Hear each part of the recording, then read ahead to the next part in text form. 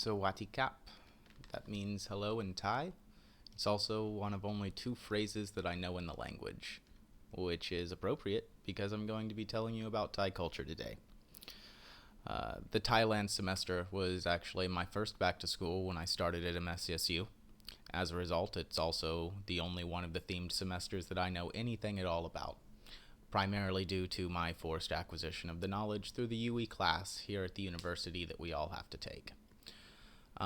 Despite that, I actually find Thai culture quite fascinating because of the mildly unusual dynamic it has between its conservative personal and familial values and its much more progressive social values.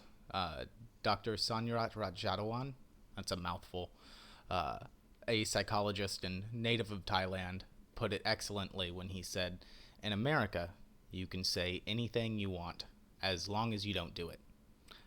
In Thailand, you can do anything you want as long as you don't say it." So during the Thailand semester, this is really the impression that I got from my look at their culture as well. Everything I learned about their culture told me that they were outwardly very conservative, but inwardly they were very socially liberal. For instance, when I was reading the book Talk Thai by Ira Sakrongrong, I found that the society was very patriarchal, with the man being the classically in charge head of the household and the woman taking a role as more of a caregiver and homemaker.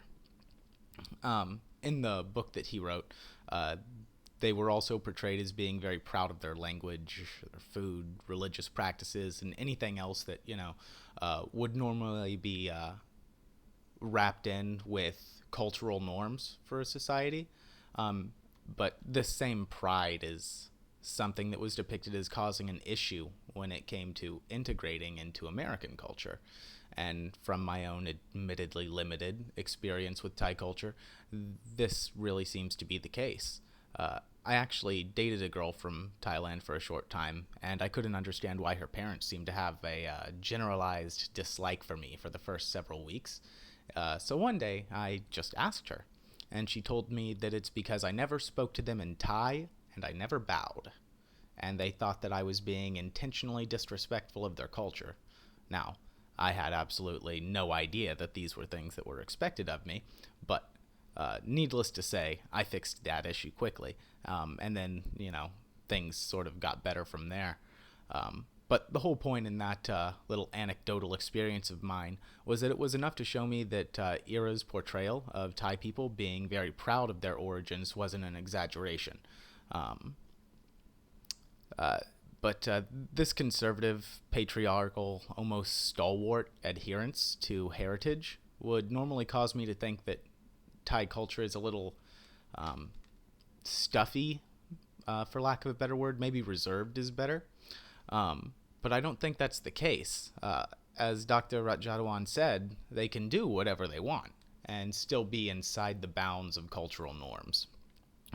For instance, Thailand's drug laws tend to focus on compulsory treatment instead of incarceration.